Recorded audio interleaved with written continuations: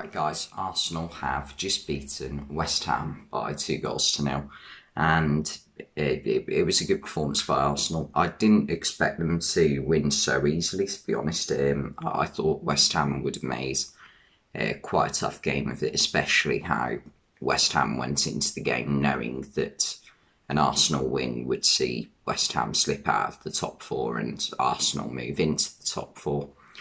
Um, but West Ham offered virtually nothing. To be honest, there was a moment in the second half where Ramsdale had to make quite a good save for deflected Jarrett Bowen's shot, but other than that, there wasn't a lot from West Ham. They really were disappointing, in all honesty, and I think partly it's that thing about they haven't got that much strength in depth. And it's not a problem in terms of the players they are starting, but sometimes you need a bit of just a fresh change in the attack, which West Ham don't seem to have, or if they do have it, David Moyes doesn't seem to be willing to use any backup players. Obviously David Moyes has his favourites in attack. Obviously it's Mikel Antonio up front, and he plays three in behind him. And today it was Lanzini, Bowen, and Fornals. So Benrahma was dropped. So usually that he has four to pick from in those three positions that he likes to use, and it just feels like that's not enough change. They need something else, and they signed Nikola Vlasic in the summer. Now I don't know if he's injured. I didn't see him on the bench tonight, but he doesn't seem to want to use him for some reason, and I don't know why, because something needs to change. Chelsea is at risk of going a bit stale at West Ham. Souček and Rice, I don't think they're the problem. I think they work quite well together, so I don't think that's a problem. And obviously defence is going to be a bit tough for the next few weeks without Kurt Zouma. I think West Ham have accepted Ogbonna's gone for the season now.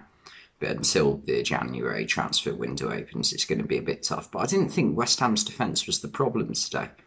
I thought the problem was the attack and just the lack of creativity. That might just be a case of Arsenal did quite well to stop anything from happening. And to be fair, Arsenal played a brilliant game.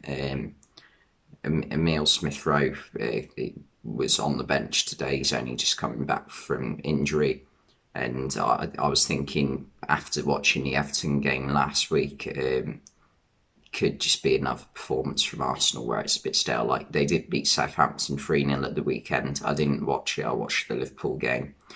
But and they scored some very good goals in that game. But apparently Southampton were hard done by to lose 3-0. They just, the way the game went, they deserved a bit more out of it than a 3-0 loss. But their players today played really well, and in particular, one player who I would single out was Bukayo Saka. Today, he was brilliant on the ball. Arthur Masuaku didn't know what day it was in the week. Just getting constantly done by Saka, whether he went inside or outside, especially in the first half. That is. In the second half, they got Martinelli a bit more involved and decided to go down the left a bit more. In fact, the first half, Arsenal nearly scored a great goal coming through the right-hand side, Bukayo Saka. I think he did a 1-2 with Odegaard and squared it to Xhaka, but Xhaka was a bit off balance. Keeper saved it, then it somehow gets cleared or something, and it comes to Kieran Tierney, who on the volley hits it, and it was going right in the top corner, but Fabianski got a finger to it and managed to tip it onto the bar, which was a really good save and a really good strike from Tierney.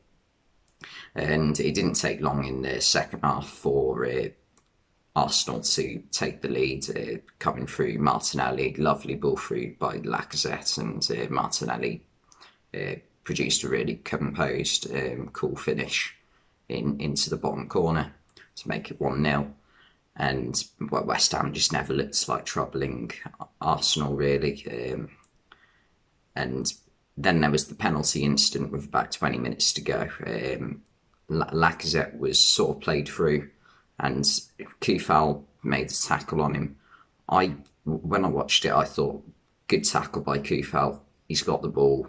Okay, he's gone through. He's followed through a little bit, but it's not a follow through where the studs are up or anything. It's just his leg. So Lacazette's gone in, and Kufal's leg's sort of gone across. So it's not like he's gone. It's not like that. It's more of that, if that makes sense.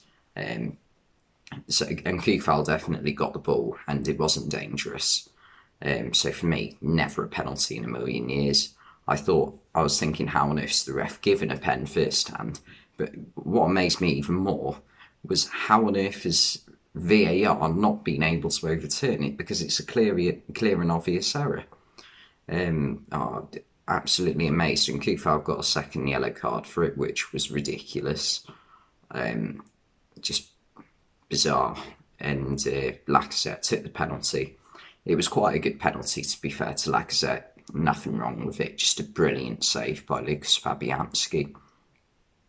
And obviously it's Fabianski's return to Arsenal, and I think it's worth mentioning how he really has turned his career around over the past 7 or 8 years, because he had a bad reputation at Arsenal. Obviously he had the nickname Flappy-Hansky, and since he moved to Swansea in 2014, I think, or it might have been 2013, I think he was Michel Vorm's replacement, so it might have been 2013. He's just been brilliant. He's been at West Ham for 3 seasons now, maybe 4. I think this is his 4th. And he's been excellent for West Ham as well. Occasionally he makes a calamitous error, but that's just the type of goalkeeper he is. But 9 times out of 10, he's usually a very good goalkeeper. And he didn't put foot wrong tonight, really, to be honest. The second goal came from Emile Smith-Rowe right at the end, just a counter-attack where Smith-Rowe's had quite a lot of space to run into, running at the West Ham defence, and he's got a shot off with his left foot, and he's put it in the bottom corner and left Fabianski rooted to the spot. And yeah, Smith-Rowe looks like he's carrying on where he left off as he came off the bench today, back from injury, obviously.